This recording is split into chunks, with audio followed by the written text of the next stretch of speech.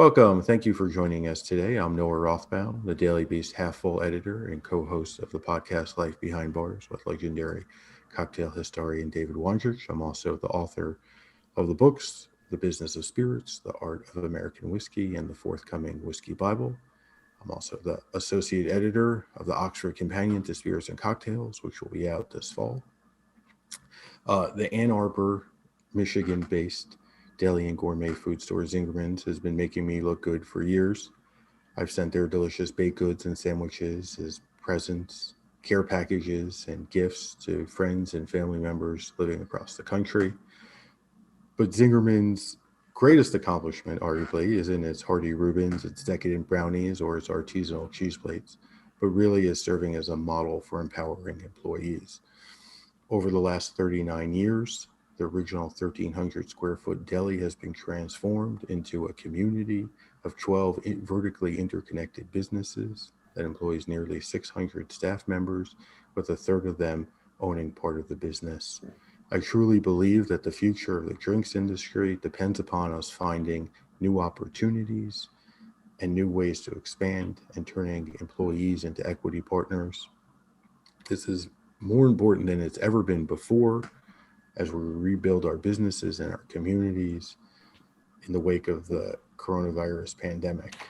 Zingerman's is an interesting case study to do just this. Today, I have the pleasure of introducing Zingerman's co-founder and CEO, Ari Weinzweig. Ari has published a dozen books on leadership and business and was recognized as one of the who's who of food and beverage in America in 2006 by the James Beard Foundation. He was awarded Bon Appetit's Lifetime Achievement Award and was named one of the world's top 10 CEOs. They lead in a totally unique way by Inc. magazine. Ari, thank you for joining us today. It's a real pleasure.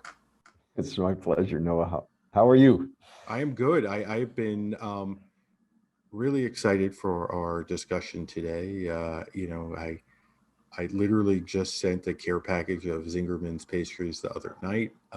It's one of these things where, I really loved ordering food from Zingerman's for years. And then when I found out a little bit more about the backstory of the business, and everything that you do, it made me, even more excited to be one of your loyal customers. So maybe if you want to take us back to 39 years when you and your co-founder Paul Sagnall, when you guys started the business in Ann Arbor, and sort of what you originally thought the business was going to be like.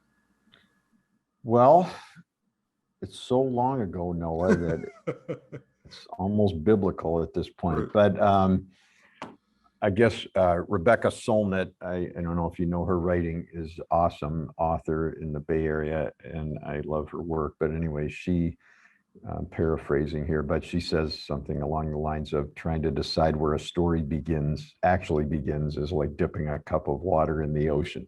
So,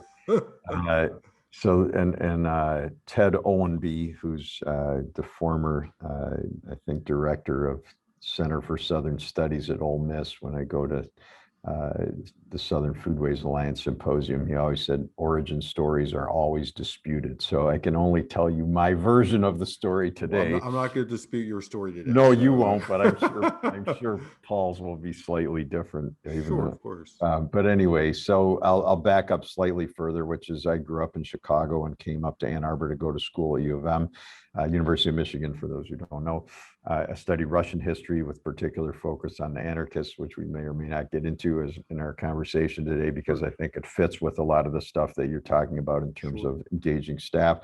And then when I graduated, I really had no vision whatsoever. I just knew I didn't want to move back home.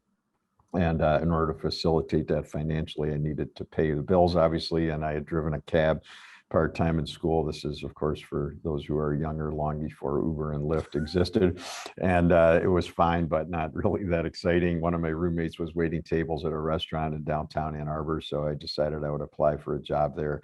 long story short, after reapplying 3 times, they offered me a job washing dishes and I took it. So unlike many people who are listening or who I know in the culinary world who are like, oh man, my grandmother was the best cook. And from the time I was 6, I knew I wanted to have my own restaurant, or, like I didn't have any of that. None of my family are in business. I didn't even know you could go into business. It was like not even in my mental deck of cards. And then my mother certainly was a good person, but not a good cook. And I grew up on what I have long called the mid 20th century industrial diet, which I realized is actually the 21st century industrial diet. I just stopped buying it 40 years ago or longer than that. So Kraft macaroni and cheese, Mrs. Paul's fish sticks, American singles, green Jello. I mean, this is sort of the bulk of my childhood food, with a small dose of Jewish food that you might have also had on Friday night dinner, chopped liver and chicken soup and all that. Anyway, I got lucky because I stumbled into work that I really love. So I came to love food and cooking, and I love the food world. Paul, I also got lucky because I met great people. So Paul Saginaw, who you referenced, was the general manager at that restaurant when I started washing dishes. So that's how we met. Wow. And I started prepping, line cooking, and managing kitchens. So my background's really all back of the house. Paul left about halfway through the 4-year stint that I did with that restaurant group, and he opened a little fish market here in town, which is really still one of the best in the country, which I know is hard for people who are on the coast to parse. But once we got refrigeration, like in the 1960s here in the Midwest, it works out fine. Anyway, fall of '81, I reached a point that many people probably can relate to in their life, and that probably many employees are at, to the context of your question, which is I didn't hate going to work, but it was less and less inspiring. It's what I would now call a good job, but not good work. Like the pay was fine, the people were fine, but it sort of just was kind of clear to me that where they were going and where I was going weren't the same place. So I decided November 1, '81 to give 2 months notice. I'll say this because it's the food business. I chose the date so I didn't have to do New Year's Eve inventory, which is nobody outside the food business understands, but in this context, everybody will, because it's the worst inventory to do of the year, and ended up changing our fiscal year to end at the end of July instead of the end of the calendar year so we could avoid it. But anyway, good idea. Yeah, one of our better little sung ideas. But anyway, Paul didn't know I'd given notice, and he called me like 2 days later to say we should check out this building near the fish market. He had grown up in Detroit, where you could get good Jewish deli food, and you could get it in Chicago, but you couldn't get it here. So within like a week, we decided we were going to open. 4.5 months later, we were open. Original space, like you said, 1,300 square feet, 2 employees, 29 seats, 25 sandwiches, and a relatively small bit of what's now called specialty food, but at the time was just called like weird, because, even in most Italian, in quotes, Italian groceries were not selling really fine extra virgin olive oil. People were, as immigrant families, were selling what people could afford to buy. So that's how we got going. And what was the original vision? We didn't write one out because we didn't know anything about visioning, but it is my belief, as you know, I wrote an essay called 12 Natural Laws of Business. That's in part 1 of the business book. The first natural law on the list is that all healthy organizations of any sort, whether it's a tiny bar, a new distillery, or a restaurant, or a jazz band, or a basketball team, or a country, when it's going really well, there's a clear vision of where they're going. So in hindsight, which is how, of course, all history that I study is created, I would say that from the beginning, we knew we wanted something unique. I'm very drawn to unique things, not to replicas. So we didn't want to be like a copy of New York or LA or Chicago. We knew we wanted great food, great service, and a great place for people to work. We didn't have many people working, but we wanted it to be a great experience. Yeah. And from the get-go, I knew, we only wanted one. I'm not saying other people shouldn't open multiple units, but I've always been drawn in the food world to the places where there's one and it's amazing, and people come there from all over the world and remember it for a long time to come. So that was really what was in our heads and our hearts from the get-go. Yeah. How did you, now obviously Zingerman's is, community of a lot of different businesses and as a real model for that. How did that start? Like, when did you start opening up the sort of vertically interconnected, adjacent business? Yeah. So, in a good way, like many people listening, we had in quotes success, whatever that really means. Uh, we started to grow. So our building was built in 1902. We're in a historic district, so it's very difficult to make changes. But we did get finally, after like 2 years of working with the city, permission to add a little 700 square foot addition on, and that in 1986. So that was our whatever fourth or fifth year in business. And then in 1991, we renovated the old house next door to us. So you have to go outside to get in there. But we renovated that to make more seating, and we could put more coffee and pastry and stuff in there. 2 years after that, so summer of 93, Paul sat me down one morning about 10:30 on the little bench out front of the deli. It was a warm day. And he kind of looked at me and he's like, okay, in 10 years, what are we doing? Yeah, exactly. And so I was like, what do you want to know? And he's like, in 10 years, what are we doing? And I'm like, dude, I don't know. And he's like, well, I mean, is this crazy? Like, we're not opening other places. People are open. As a result of that, they're opening on campus. They're eating into our market. We've turned down offers from other cities. Is this crazy? I mean, what are we going to be doing? And I'm like, dude, I got to get the sandwich line set up for lunch. I got work to do. And he's like, this is our work. So in hindsight, a couple things I would say. He probably couldn't sleep for 4 months worrying about it before he dumped it on me unexpectedly. To his credit, he had a good intuitive sense, what I would now describe as he knew we had fulfilled the original vision.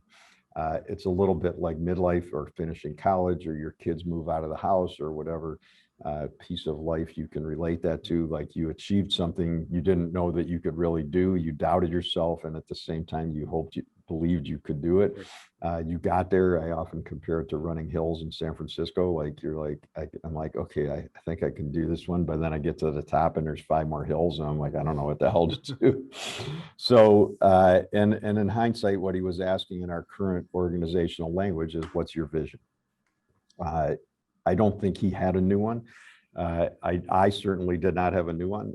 Just in that sense, though, it's not like we were satisfied. We've always been about trying to get better all the time. But I've learned over the years that there's a huge difference between improving what you have and having an aspirational, inspirational vision of the future. So his question started a year-long conversation, argument, lots of swearing and eye rolling and long walks, but continually coming back to the table, which is how we still commit now. Just keep coming back to the table over and over till you can get to agreement. And that's really the first time that we learned visioning through a guy named Stash Kazmierski, who was a consultant for a group called Dana Miller Tyson, whose offices were, for us, conveniently located down the block, and they used to come in to get coffee. So we didn't really know how much they knew, but we would start chatting with them, and they were famous all over the country for their organizational change work. And I mean, we were just a little dumb deli, but anyway, they would trade food for helping us. And so we learned how to do this visioning process, which is now we teach and I write a lot about, and it's hugely integral to our work. And for context, I'll say I started somewhat skeptically about it, and I'm now like the convert who believes in it even more than the people who liked it in the beginning. But anyway, we finished that year or so with a written vision for the first time ever. It's about 6 pages long. It's in the back of the first business book. It was called Zingerman's 2009.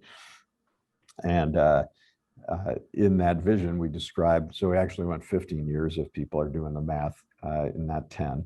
But we described that in 2009, we would have created a community of businesses. Each would be a Zingerman's business, so this would allow us to grow, but each would be have a different specialty. So this allowed us to keep the uniqueness of the deli, right? And that each would have a managing partner or partners in it, because our experience of the food world was when the owner is present, there's a different energy and a passion. And although everybody like me and probably you who's done a startup knows how hard it is, it's actually, my question is 12 years later, who's still trying to make it better? Who's still in there on Saturday night making the guest experience amazing? Who's still tasting the product for salt, or in the cocktail world, who's assessing the culinary complexity of the new cocktail, to keep pushing to new heights 5, 10, 15 years later, because that's really where you make a great institution. So, and then we wanted it all to be in the Ann Arbor area. Again, I'm not judging others, but I have a very strong belief about doing business in the community in which one is present, so that we're adapting to the ecosystem in which we're, in quotes, essentially farming, not farming a farm in, whatever, Ohio from New York City.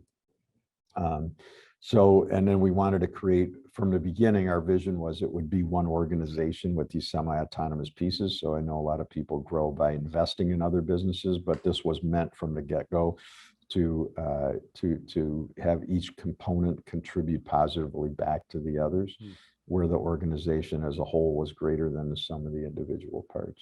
So that's where that began. Was it hard to find,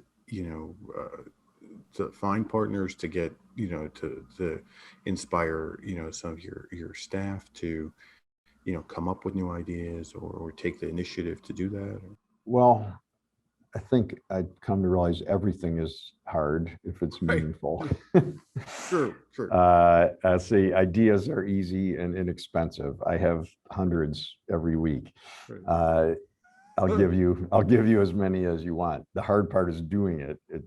Although the press, with all due respect, writes about the idea, it's actually the implementation, because I've come to realize that every street person we walk past has probably as many ideas as I have. It's just that they're not able to convert it into reality. And so that's really the challenge. We realized early on it was going to go better when it's the managing partner's idea, not ours. And so it's not, we want to do this, then we find the partner. Like, in theory, that sounds good, but we've really never done well with that. It's almost always been better. Well, on occasion, we've done well with that. Mostly we've done better when it's the partner wants to do this. When they approach you. Yeah, because it's their dream, man. And we all work harder at what we really believe in and what's coming from our heart. Well, I guess so. Most of the ideas did you put out like over the years, like kind of like a call for ideas from Well, you put the vision out. You put the vision out, and we go over it. Like, I'm going to teach it tomorrow. I go over it. Well, we now are on our 2032 vision, but I go over it at the new staff orientation. So within X number of weeks of starting, everybody's hearing about that, and tell them flat out, like, I hope one of y'all becomes a managing partner here. It's not going to happen next week, but if you got an idea, let's meet. And how do you evaluate their ideas? Like, I mean, it like I love the idea, and I imagine that a lot of people come to you with all types of ideas. But like, how do you figure out like what's viable? Like, is this the right partner? Like, is this the right fit for us? Well, we run it through a Google logarithm. There's an app. No, just kidding. Yeah, I wish it was that simple. No, it's anything but. So once again, the ideas are cheap. The question is, are they ready to do the work to both be part of a bigger organization? Because there's advantages to being part of what we do, and there's disadvantages. I mean, there's days of, like, screw this. I just want to go do what I want to do, and I don't want to get buy-in from all these other people. And if people want to work that way, I get it. I understand, and more power to them. I mean, the flip side is it's lonely. Even when you're part of a bigger organization, life is lonely at some level. And I don't want to go through business not having anybody to really talk to, except my significant other, who she doesn't really want to hear about it. So it's more meaningful for me to have a collaborative setting. So it starts with a conversation, easy, have coffee, let's hear about it. Okay, next step.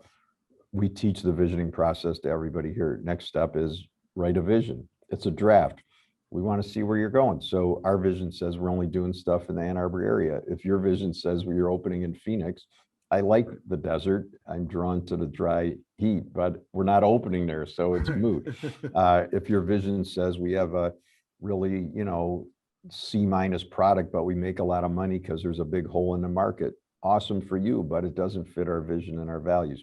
So It's just seeing where we're going. If the vision looks good, then we keep the conversation going. And then over time, mostly through screwing up and trying to recover from the screw ups, we've created what we call a path to partnership. It's not magic. I mean, it's just basically saying like, well, what would you really want somebody to have done that would give you more confidence they were going to be a moderately competent, since we all screw up, starting with me daily. What would give you confidence they're going to be moderately competent? And no one knows what they're doing. I mean, I don't know what I'm doing. We're all just trying to figure it out. So, but is this somebody you want to work with while you're figuring it out? Are they humble enough to have a meaningful peer-to-peer conversation? Are they humble enough to both stand up for what they believe in and at the same time hear input that might not fit what they believe in and not know what the right answer is, but try to arrive at one together? So that could go on for a couple of years. Yeah, yeah. Or were there pitches that you've passed on that have gone on, where they've done their own thing and it's been successful? Yeah. And that's fine. I think, we're not, it's not my dream to have a monopoly on all business. And, everybody here has dated people they didn't end up living with, sure, which is fine. It would be quite a stadium. Yeah. And it doesn't make the person that you didn't end up with a bad person. Yeah. They just might have had a different vision or a different way of going about their life, So I think that's fine. And either way, it's good to have the conversations. How essential do you think it is to stick to your own vision? I mean, I imagine it's like huge. Incredibly tempting. Somebody comes to you with a proposal. It's not quite what you want to do or you ever saw yourself doing, and kind of conflicts with your own vision, but it's a great idea. Like, I mean, I guess it's, are there any conditions that you would like, that you would bend the vision, like, or is that, or does that have to be like, set in stone kind of? Those are personal decisions that we all need to make. A great vision doesn't have to detail every tiny thing. So there's some flex within it. Just because I already brought this up, I'll just say when I teach this in person and somebody goes, well, aren't you missing a lot of opportunity then? Which is sort of the core of your question. I just look around the room and I'm like, are you wearing a ring? Did I see that? And they're like, yeah. I'm like, well, aren't you missing a lot of opportunity? And they're like, yeah. So, I mean, we're all missing opportunities. I mean, it's just, if you take an opportunity, but it doesn't fit what you really want to do, but it seemed appealing, it's no different than trying to eat healthy, like whatever. I mean, you can say like, I don't want to eat X. I'm not going to eat at McDonald's anymore. And you're driving by and it sounds good because I don't know, that's how you grew up and you like McDonald's. And it's like, I don't know, make your decision. I mean, I'm not going to judge you as a human being if you go there, but I mean, but you will probably not feel great afterwards. And so, what I'll say, I wrote it in part 4 of the book, which is about beliefs in business. And there's an essay in there about my beliefs about the visioning process. And one of them is a little bit about the point that you're asking about. So, when we have any modicum of success, which many people that are at this gathering will have had, opportunities start to show up fast and furious. Every developer is about to do the greatest deal in the history of the universe, and man, they're going to give you such a good deal, and you don't have to pay them anything for 4 years, or they're going to buy you this, or they're going to pay for all the build out. And like, it always sounds, can I swear on these sessions? Sure, absolutely. It sounds fucking awesome. But here's what I learned, with all due respect to developers, they're going to get their money. That's how they got where they are. And it's a lot easier to make money in that world. And it seems like if you lose money, they have a really good tax way to turn it into money. I don't really understand it, but in our industry, it's not that easy to make money. And they're done.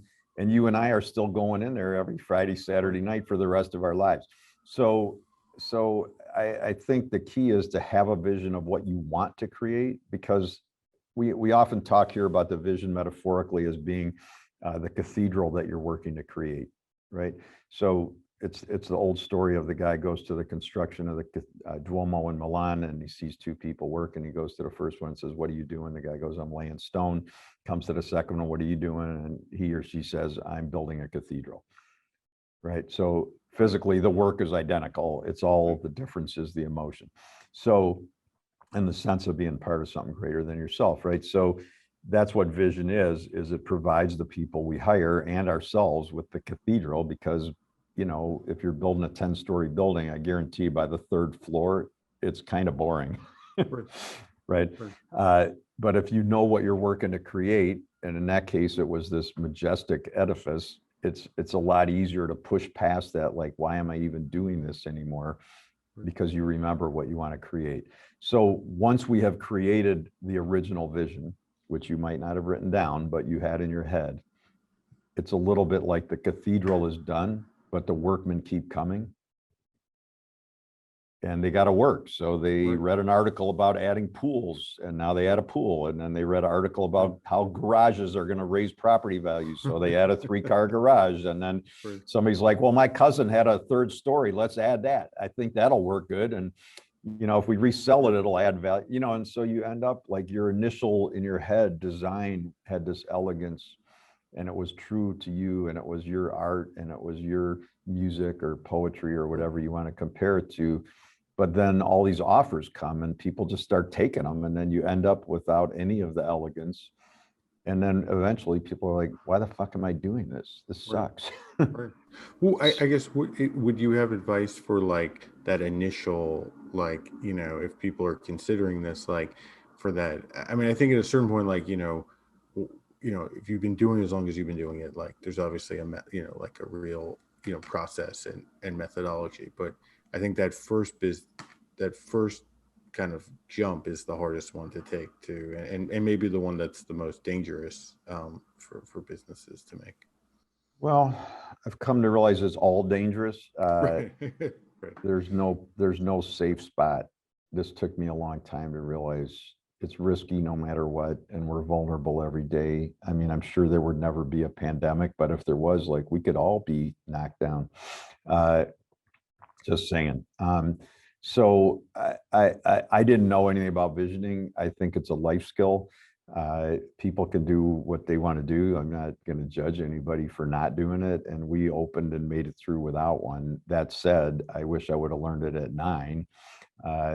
It would have made my college experience far more meaningful if I had a fucking vision of where I wanted to go, not what I wanted to do with my life, but like what my 4 years at Michigan were going to be like, and what kind of relationships I was going to form, and what I was going to learn, and why it mattered. And so it's not about figuring out the answers to stuff you don't really need the answers to, but I've come to believe that everybody has it. We already have it in ourselves. We just get trained how to doubt ourselves.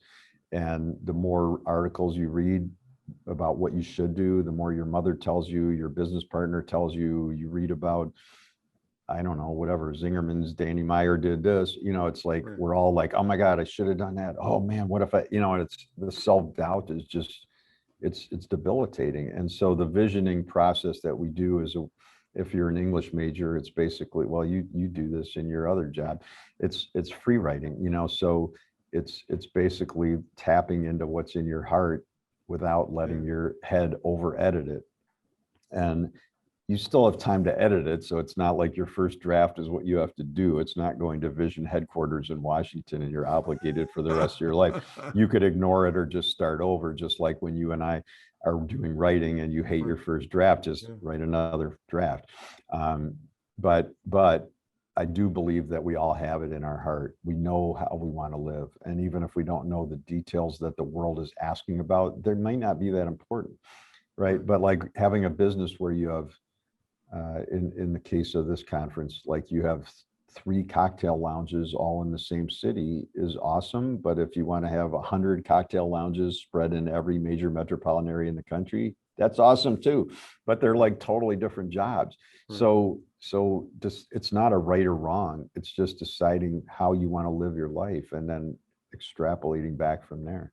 And also like how to then what do you need to fill out that vision? I mean, sure. It's a whole other structure, maybe. Yeah, but our sense of the way we do visioning, to be clear, because I probably haven't been, like the business school version, and I didn't go to business school, but the business school version of vision. Okay, awesome. So the business school version of vision is like this little 3-line statement, which I'm not smart enough to understand the difference between that and a mission statement. And I like mission statements, but they seem like two versions of the same thing. Our version of vision is a far more detailed. It's the story of your own future, written by you as if it already happened. So it's an affirmation. So our 2032 is like 10 pages long, but it talks about our work in the community. It talks about how the people who work here will feel. It talks about our environmental progress. It talks about our progress in the world of diversity, equity stuff. It talks about working more with young people. It talks about making love an essential piece of our organizational day-to-day work. Like, and that's not what other people need to do. It's just, this is the future that we've collaboratively created for ourselves. Well, talking about equity and your anarchist studies. I love the names of some of your business books. That I think pulling Emma Goldman and others. What was it? You could have done this community businesses and retained 100% ownership, right? I mean, like there are a lot of very successful companies, restaurant groups, bar groups where people, staff members say, hey, wouldn't it be great if we opened up, ice business? Sure. Like, but the owner retains, all the equity. What made you and Paul want to give, your staff like a significant piece of the business? Yeah. Well, people put money in, so it's not like we're just totally gifting it. But that said, it's But I just, for clarity's sake, to people who you know that already. But you're not Oprah. Like, you get a business. Yeah, I don't. Oprah has more money in her checking account than I got. But anyway, that's said with respect, by the way. I'm not critiquing her, but it's beliefs, so I wrote this whole book on beliefs, which is a subject that I'm not talking about religion or politics. This is beliefs about human beings, beliefs about life, beliefs about what makes a great vermouth, beliefs about how much work is too much work.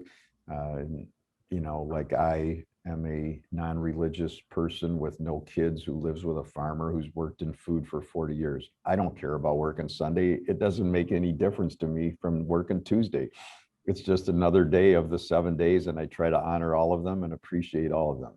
That said, most of the country believes there's something wrong with you or your job if you have to work Sunday, right? But it's really just a belief that has zero ethics unless you have religious background that makes it, inappropriate for you to work on that day. So we all have beliefs about everything, and we actually just spent 2 years creating what we call a statement of beliefs, which is to get agreement within the organization of the beliefs that we're working with. So we also have our guiding principles or values. I would suggest those are also beliefs, but they're the ethically based ones, right? So there's also other beliefs that underlie those that are not really about ethics. They might support your ethics, but it's agreeing on how you want to work. So one of those beliefs is about spreading ownership. Another one is about spirit of generosity. So if one has a belief that life is a zero-sum game, or one which is a commonly held belief, like whatever, if I give you something, I have less. In the heart of capitalism, I would say normally, but yeah, I can't really find anything that says you have to do it that way in capitalism from reading, but that is the way it has been applied. But I can't find anything that actually says you have to act like a really greedy jerk. Adam Smith doesn't say that. I thought that was... No, he actually is. Adam Smith, and I'm not defending capitalism. No. Adam Smith actually is. Well, if you actually read what he wrote, it's actually very different than a lot of the modern application. And I'm not defending him. I got no bond to Adam Smith. But anyway, like many things, people misinterpret and have passed it down. For sure. But so if you start with a belief of the zero-sum game, or I got to grab mine, this is the misinterpretation of Darwin that Thomas Hobbes put out in the world in the late 19th century. Survival of the fittest equals the one who grabs the most for themselves and does the best, right? War of all against all. So if you accept that belief, which is a commonly held belief, then you wouldn't want to give anything away. If you have the belief that we have had somewhat and then developed to become very strong over the years, which is the more you share power, the more you share ownership, the more you share in decision making, the more people you get involved, the better everything's going to go for everybody. Then you follow a 180-degree different path. Yeah. So it's really a belief that the more we get people involved in ownership, the better the organization's going to do. They'll stick with the business instead of what we've all experienced in one way or another, which is we start a business, we hire somebody. I got a friend actually in town 25 minutes from here who I'm having coffee with in a couple of days, and she started a little bar, kind of a private club in quotes kind of bar. It's going great, and 3 months in, her bar manager told her she's leaving. So this is the person who said they were going to be there. They love this. They're going to be there for years. They totally love working together. Everything's awesome. Oh, you know what? I changed my mind. I'm moving to this other city with my significant other. And, you know, it's not evil, but now my friend she's the bar manager. And we've all been there. So I feel better when they own part of it, because it doesn't mean they can't bail in a day, but the odds go down a lot, and they're signed on the loans, and they have an emotional bond into the future that drive them, hopefully, in the best situations to keep getting better and better.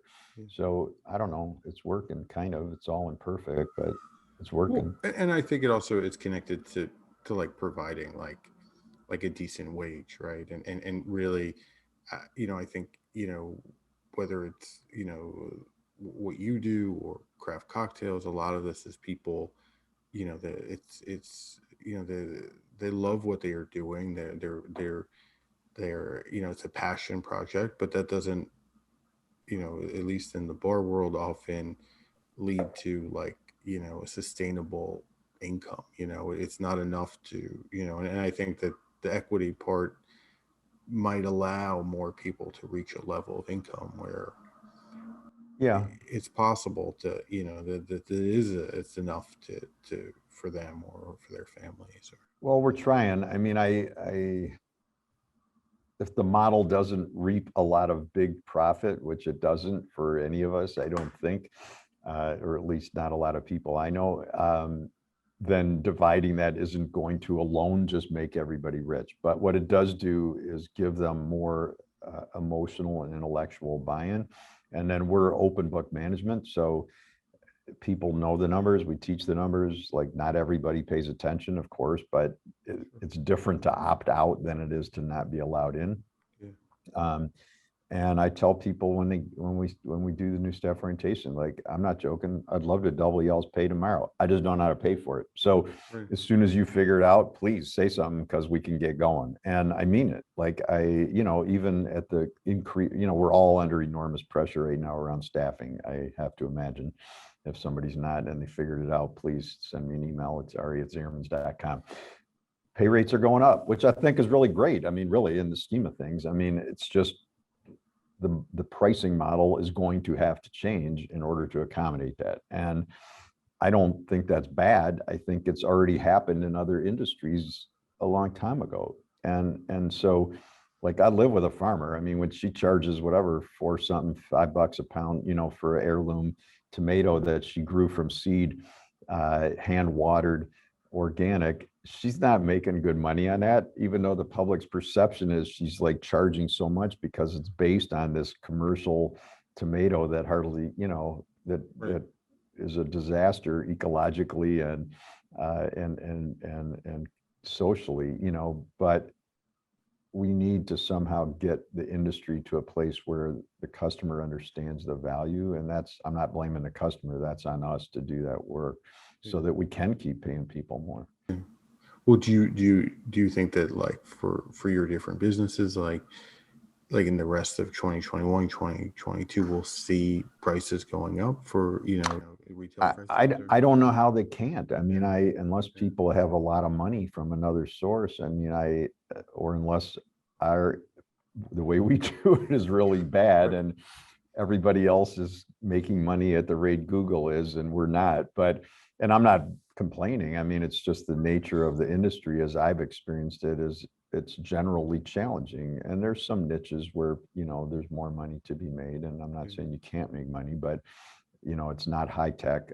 Paul, my partner, always says, like, the further one gets from actually making anything, the easier it is to make money. David Graeber, who you know, we mentioned, the anarchist who passed away, I think a year ago, sadly, who was a very interesting anarchist anthropologist. And he, I'm not being negative, but he says, he calls it the acronym, the FIRE segment. Let's see if I can remember. Finance, insurance, real estate are the three areas where people can make the most money. They don't have to make anything. Right. And so we're the other way. Like, you're making every craft cocktail from scratch. You're making the ice cubes. You're, you know, making syrups. You're picking leaves off of fresh tarragon, one leaf at a time. You know, these are very labor intensive things, just like what we're doing here with the food, and a little bit with cocktails at the Roadhouse and stuff. So it's just the public's perception of what the price is based on the mass market. And then it's our job to keep delivering amazing experiences and amazing culinary experiences that drive their stretch the bandwidth, let's say, of their image of what we do. What's always also impressed me about Zingerman's is that you've been so creative, like when you have limited resources, like, you know, your catalog, which is, people, love the catalog. It's all, there are no photos. It's all like, kind of illustrations, and people keep them for years, right? I mean, like every so often, because I live in a New York City apartment, I have to throw out my stack of Zingerman catalogs. But like, You might want to get another apartment to keep them. they're fun to read, but maybe like something upstate where it's the rent is exactly, cheaper. exactly. But that grew out of the fact that, like, originally, like photography wasn't an option for you, right? I mean, Yeah, we didn't have the money. Yeah. Yes. It's ironic because, like you're saying, like 30 years ago, we just did drawings because we couldn't afford, like, food photography, which many people Right. can't remember. But like, you paid a food photographer, man, and they came and did a shoot, and it was like $5,000 to shoot 2 products, or, you know, whatever. Right. And I'm not cutting on photographers. I mean, that's the nature of their work. Right. So that we just were like, oh, well, we could pay this guy. He likes to draw, draw the Right. stuff. It's cheaper. And as is true with most things that we've done, and probably other people on this, at this conference have experienced something similar. Mostly people told us that would never work, which, by the way, they also told us about the deli or about the community of businesses and those. And like, people are like, no one will buy from a catalog that doesn't have photos, you know. Well, now, 30 years later, everybody loves the drawings. Right. Now it's way more expensive to pay somebody to draw by hand, which we still do, because you and I, even you and I, who are not photographers, have the Right. mechanism in our pocket to go do something moderately Right. okay. And so it's ironic, but that's how it's worked out. But again, it's true. It's staying true to who you are, right? And so, you know, like the business books, we were off the grid. I didn't personally enjoy the large publishing world. I'm not cutting on it. I love books, and I'm glad there's publishers, but we went back to doing our own, and we do all the design here. We, you know, hire editors. We have Jenny Tubbs runs the projects. We print them locally. We're off of Amazon because it's not the way I want to sell our stuff. And, you know, I feel good about it in the same way that the best bartenders on here feel great about their cocktail, because even if you don't sell that many, it's like, it's your art, man. And you've put your heart and soul into it. And it's in the same way that a great cocktail speaks for who you are and what your dreams are and your values are, for all the ingredients and the way it tastes and the finish and the complexity of the drink and all of that. This is the same for the book. So I think the more we stay true to our art, I wrote a pamphlet called The Art of Business, which is my belief that business and life are like art or music or poetry. And in that sense, I mean, you know, this is the craft cocktail world, of course, is super attuned to that, because that's what people are doing. But Oh, for sure. business is no different. And so I try to teach people, like I talk to and wait on and interact with many artists, and I'm like, just try to understand, like, business isn't this alien thing. The same things that make your art awesome are what you need to do for your business. It's the same stuff. And so all of what makes a great cocktail, I can forecast, will also make a great business. That's well put. We're getting back to a little bit more of the brass tacks of like the equity. I mean, Yep. could you talk about a little bit, you know, like, Yeah. do you always use the same structure? Like, is there, you Oh, know, for people who want to, like, you know, give their staff some of the equity, is there, you know, do you always retain the same amount, like the Zingermans, like the yeah. corporation retain, Yeah. X amount as Okay. opposed to- So, well, my email's ari@zingermans.com, and people are welcome to reach out, and I'll tell them whatever they want to know.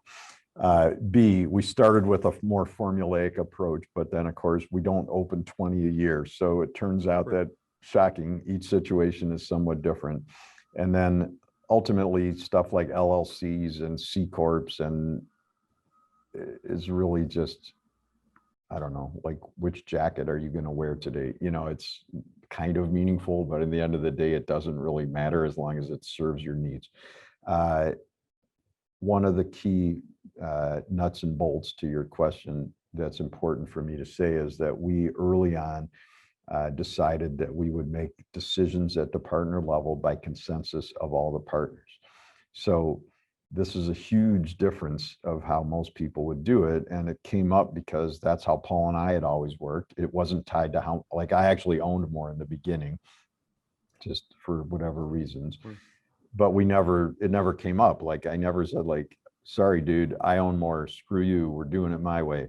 Like, we just kept arguing and talking and, you know, disagreeing and talking and figuring it out like we were two human beings, which, by the way, is anarchism.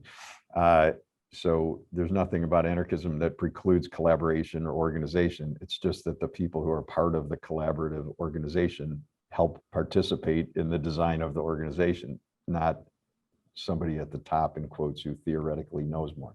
So, so when we started this idea, as to your question, like, the new managing partners were going to own less than we did. So a natural objection from people that we were talking to were like, well, why would they want to do that, man? They're going to own whatever, 20%.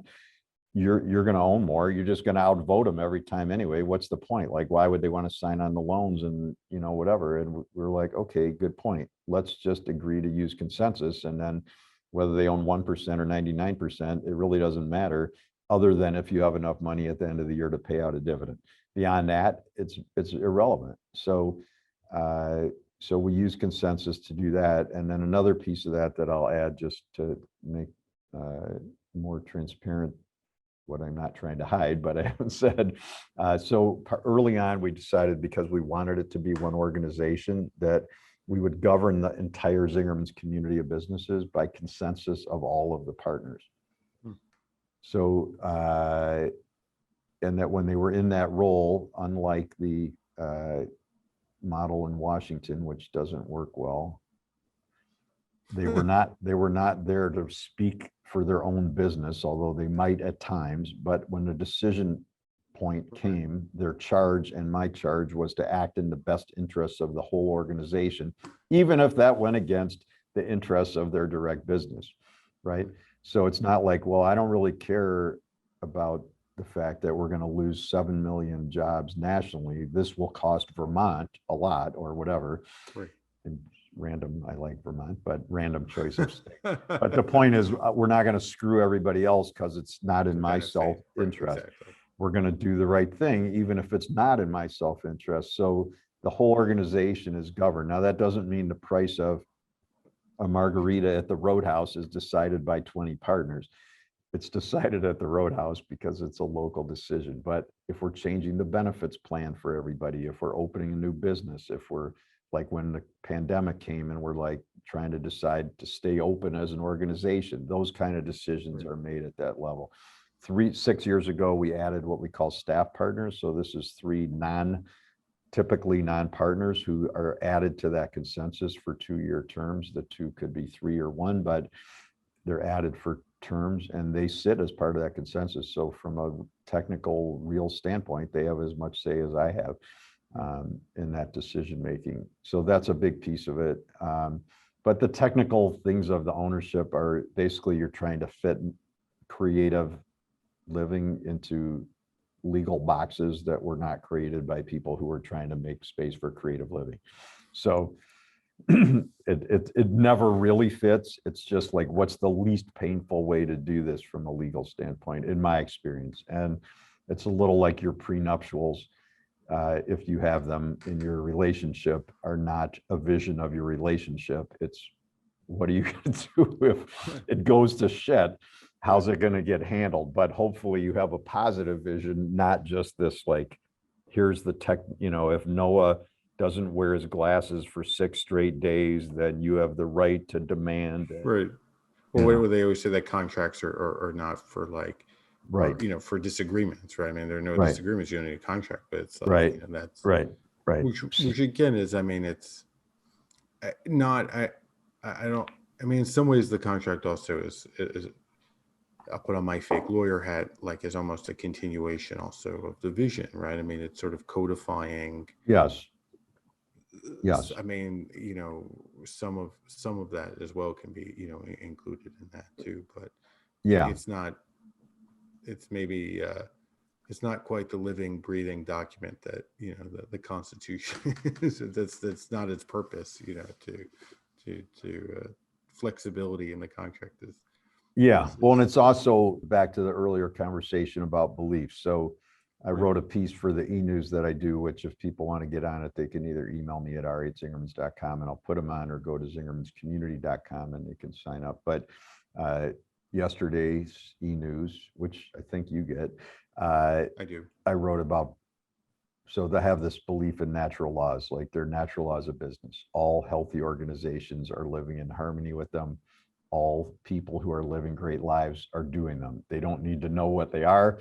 They don't need to recite them. They don't need to call them by the names we use here, but they're doing it. And this is true of whatever, the best basketball players that feel good about their life and are doing great. It's true of organizations. It's true of nonprofits. It's true of jazz bands, et cetera. So I started with 12 on the first essay that I wrote about a dozen years ago, but I keep realizing there's more of them. And the one I wrote about yesterday is that one cannot really get positive outcomes from negative beliefs. No, so you can push a country, you can push somebody out of office, you can get your employee fired, you can make your boss's life miserable, you can get in a lot of arguments, you can often, negative beliefs can even be inspired by good causes. Like there's a lot of injustice in the world, but ultimately it won't create the lasting positive ecosystem without positive beliefs. So the legal system, I just realized as I was out running yesterday, is based on negative beliefs. Like it's based on the belief that you're going to take advantage of somebody. And in essence, it's self-creating, because we keep pursuing how do we build a boundary around everybody to keep them from doing it wrong. And I'm not opposed, like we have legal documents, but if we're focused mostly on that, we will self-fulfill into negativity if we don't fill the bulk of the space with positive beliefs about what we want to do in a meaningful way. Since you've introduced, the different types of equity sharing, like have you seen like employee retention, must be higher and people are. That's a good. So the other piece of the employee equity we started 6 years ago as part of the staff partner work, and that's what we call community shares. So it was hard for us to figure out a model. The typical models are ESOPs, which I'm not a fan of for any number of reasons, or you sell the company to somebody else, or you sort of vest a few key people, but we wanted something different. And because all our businesses are separate legal entities, it's not like there is no Zingerman's community of businesses legally. It's like what we call Tinkerbell rules. As long as everybody believes in it, it works. Which is actually true for the country also, even though there's a constitution. So just FYI. So, but or a monetary system too. So yes, all of it is, yes. David Graeber writes extensively about that. His book Debt is very large, and it took me a long time to get my brain around it because I'm not a finance major, but that's exactly what he's saying. It's all phony money. We just believe in it. But anyway, so we ended up, long story short, Paul and I own the intellectual property, which is like what the business school calls the brand, like the name Zingerman's and all that goes with it. So we took a chunk of that and we made it available to the people who work here. So 180 something of them own a community share. It's set up like a co-op. It's $1,000 a share. The number's not magic. We tried to figure out like something that was meaningful but not inaccessible. We'll finance it for people if they don't have it. So at a very minimal amount of money. So even if you have no money, you can, and I don't remember what it is per paycheck that they end up paying, but people can rattle it off. But the idea is that you can own a share and then that they get a dividend if the whole organization does well. So we already have gain sharing plans in each business. But like this year with the pandemic, most of our businesses are not going to make money. A few of them are, right? So if you work in one of the 10 that didn't make money, but the 2 or 3 that did well, did really well, which is this, what's happening, you could still get some dividend as a community share owner, even though you didn't get anything from your own business. So that was the idea, that they can sell it if they leave. I mean, it's very safe. So the answer to your question, I look at business like an ecosystem, and I think the industrial model, which is what the anarchists in great part were reacting negatively to the industrial model, and is a lot about the separation of everything into minute pieces, and not looking at the whole ecologically or in a human way or in a cultural way. I think that's unnatural, and I think it's doomed. And I think we're experiencing that without getting into politics. You can see it happening. So specialization has its upsides, of course. We all focus on certain things, but pretending that the other stuff doesn't matter is unhelpful. So it's hard to really, it's hard to say that this alone is fixing everything, and I don't want to give that illusion. Umberto Maturana is a Chilean biologist whose writing is very difficult for me to read, and I thought it was because it was in translation, but my friend who's fluent in Spanish said, no, it's really hard to read in Spanish too. I didn't feel so stupid. But anyway, he says, and I think he's right on, that it's impossible to actually assess anything in isolation, although I understand that the modern industrial world pretends to do that. He said, because you can't really separate like who you are from the ecosystem in which you've evolved. So like, I can't, like, you could say it's because of the ownership, but the truth is we don't know. We're never going to know. So I think when I was pushing hard to make this happen and people were like, is it really going to keep them longer? I'm like, look, we already have a fairly healthy and perfect organization. This is not like a lot of places go to employee management because everything sucks. And people hate working there and like, all right, give them equity and it'll all get better. And maybe that works. This is more like, we're doing a lot of good stuff. Let's make one more good piece. So it's not going to take a really bad employee and turn them into your biggest, cheerleader, upper level leader in a week. What it's going to do is give a good person who works here one more piece of buy-in to the organization, one more piece of learning, one more way they can feel proud in their family setting, which is not unimportant of what they do, because it's hard to say like, hey, I'm just a bar, your family's like, when are you going to give up that bartending? Really? You want to be a waiter? Like, seriously? Well, here, like I did a talk for a group of landscape architects who came to the Roadhouse for dinner, and then I do Zing Train, which is our training business. I did a talk. Well, the 2 servers, so I'm like, people always ask me like, well, how do the employees feel? I'm like, I don't know, ask them. Like, it's not for me to speak for them. I'm not their representative. Here's Joey, here's Tara Lynn, ask them. Okay, Joey, what do you do? Well, I started here as a busser. I've been here 6 years. I'm a server now, but I'm also on the Roadhouse Service Group. I chair that. I'm on the Zingerman's Wide Governance Committee, which is where we're figuring out the governance for a $60 million company. And then I also teach the community shares classes when we do the twice a year enrollment period. Right. So it's like, yeah, you're a server, but you're also like helping to run a company. And Tara Lynn's like, she has her own of the same things. So we're tapping the complexity of people's ability. And Yes, sir, go ahead. And offering new opportunities and new experiences. I think just Absolutely. letting them continue to grow Right. professionally and, Right. So this is a big emotionally. piece of ownership in my mind. So the industrial model is like you and I own it. We're growing and we're going to conferences and we're learning and we're doing all this stuff. And everybody else is supposed to shut up and, you know, clean the floors. Well, I think it's good for me to clean some floors, and I think it's good for them to have the same sort of intellectual recognition and opportunity too, right? So this is part of the equity, is not just a figure of speech. It's like, really, do you believe that everybody is as good as you? And I do. And then you treat them that way, and it makes a whole different organization. Well, thank you so much for sharing, some of what makes Zingerman so special and what you've learned over the last almost 40 years. And keep up the good work. Keep writing the newsletters and the emails. At least I will keep reading them. So Yeah. Oh, well, looking forward. people write me about them, so either they're faking it or it's somebody's reading it. But again, my email's ari@zingermans.com. There's tons more on Zing Train because we teach all this stuff too. Zingtrain.com is one of the 17 good things of the pandemic is the Zing Train classes went online, so people can access them more logistically easily. And then the books, like I said, we're off the grid, so it's either zingermanspress.com or zingtrain.com. It's a little bit like the book version of Farm to Table. So please come one day. We can travel again, kind of even now. Come visit us. Love to have coffee with you. Thank you. Thank you. Have a great conference, everybody.